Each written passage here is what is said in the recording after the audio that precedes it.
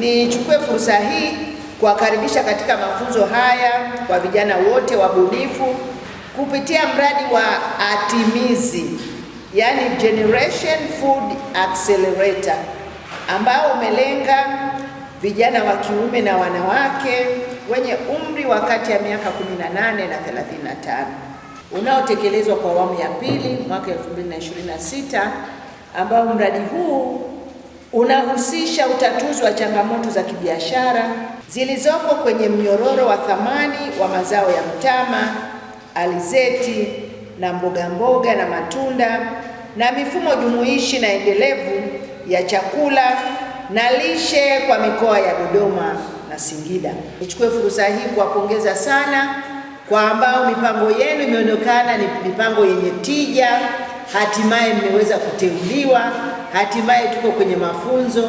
Ninaambiwa tena kutakuwa na mchujo mwingine, kila mtu aombe Mungu kwa imani yake ili mchujo mwingine usije ukakupita na hatimaye uweze kupata fursa hii.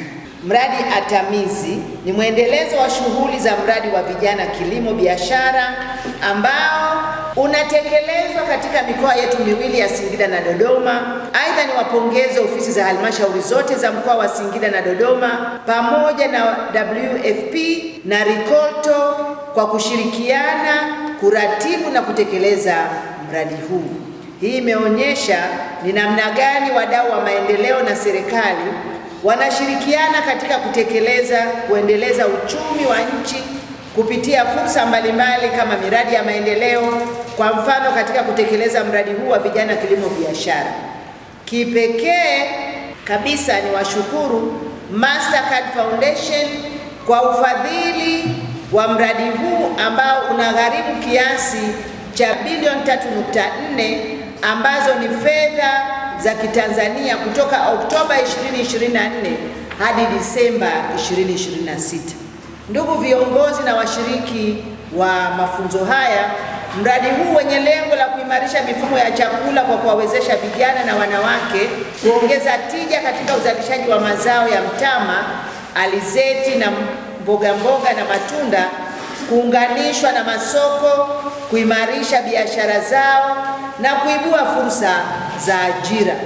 Nimejulishwa kwamba mradi huu umewafikia wanufaika zaidi ya 33,925 kwa mkoa wa Dodoma na Singida. Na kwa Singida mradi huu umewafikia wanufaika 11,140, kati yao vijana ni 6,161, ambapo vijana wa kiume ni 2,642 na vijana wa kike ni 3,519 wanaojishughulisha na shughuli za kilimo katika mkoa wetu, na ninyi mkiwa ni sehemu ya wanufaika hao wa mradi huu wa vijana kilimo biashara. Kwa niaba ya serikali niwapongeze wadau wetu wa maendeleo kwa kazi hii kubwa na nzuri sana. Tukumbuke kuwa sekta ya kilimo nchini kwetu inakabiliwa na changamoto mbalimbali. Kwa mfano, takwimu za utafiti zilizowahi kutolewa na shirika la chakula duniani FAO zinaonyesha kuwa kiwango cha upotevu wa mazao baada ya mavuno nchini Tanzania kinaweza kufikia hadi 40% kabla ya mazao hayo kumfikia mlaji wa mwisho. Hii ni hasara kubwa kwa wakulima wetu na kwa maendeleo ya sekta ya kilimo kwa ujumla. Kutokana na changamoto kama hizi, tunaamini kuwa kupitia mradi huu wa vijana kilimo biashara unaohamasisha vijana kushiriki kwenye kilimo na kuongeza tija kwenye uzalishaji, utawezesha vijana waliojitokeza na kushiriki kwenye mashindano ya ubunifu kuwa na jukumu la kutafuta suluhisho na kuweza kukabiliana na changamoto za matatizo kama haya kupitia biashara na bunifu zenu, na kuhakikisha tunachangia katika kuboresha jumuishi ya mifumo ya chakula na lishe endelevu inawafikia watu wote katika mnyororo wa thamani wa mtama, alizeti, mboga na matunda. Ndugu washiriki,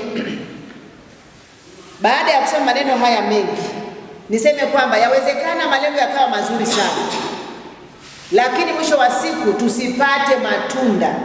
Tumekuwa tukisalimiana hapa, vijana kilimo biashara, mnajibuje? pesa kuingia mfukoni sio lelemama. Pesa mpaka ingie mfukoni sio lelemama.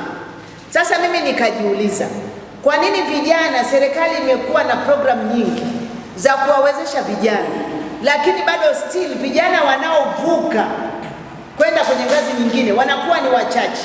Hata wale waliowezeshwa wanaangukia kwenye kufeli. Serikali imekuwa na utaratibu watokea enzi na enzi wa kuwawezesha vijana.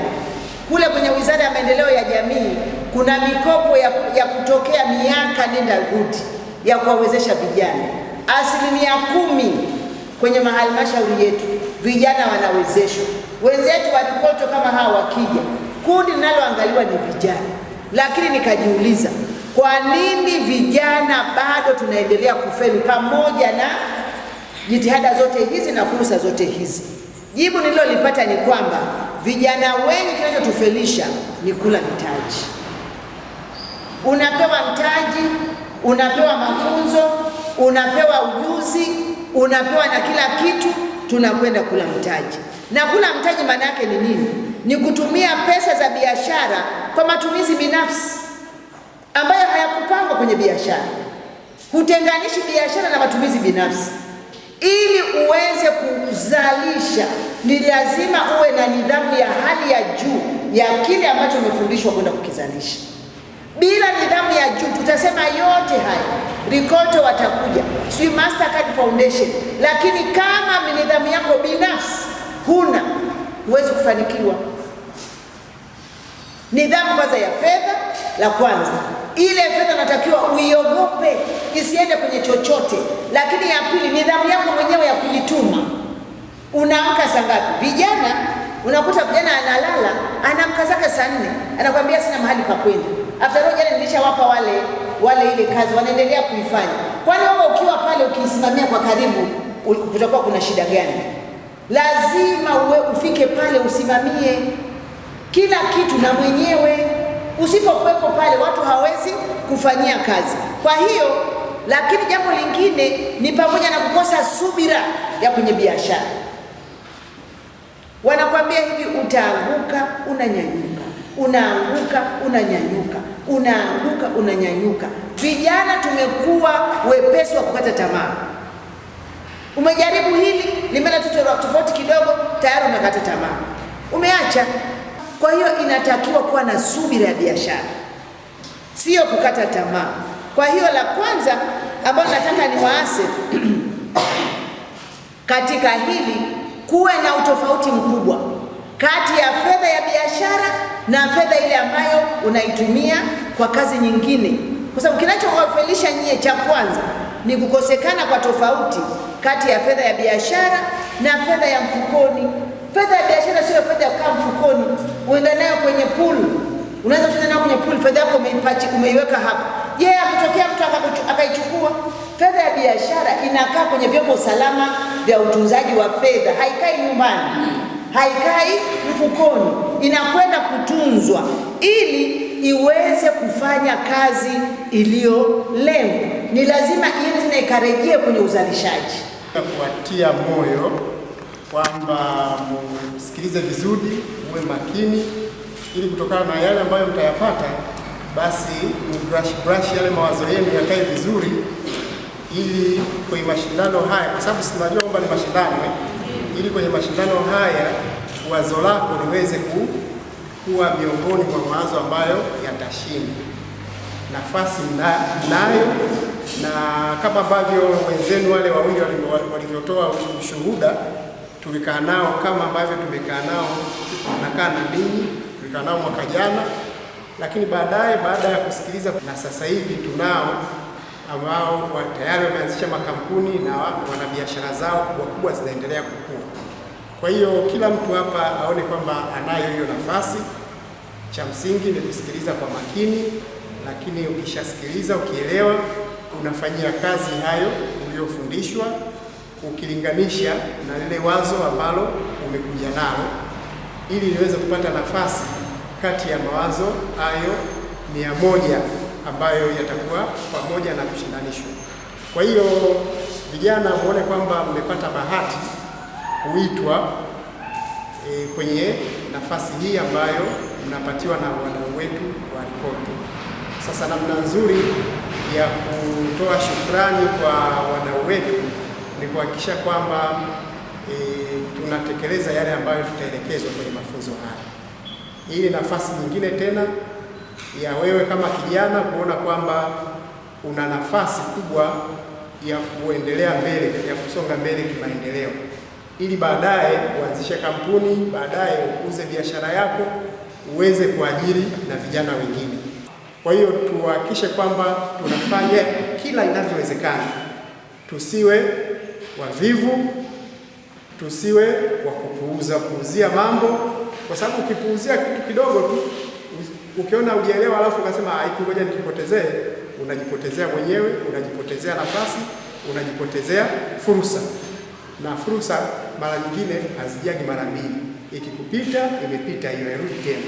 Kwa hiyo tuhakikishe kwamba tunatumia nafasi hii vizuri.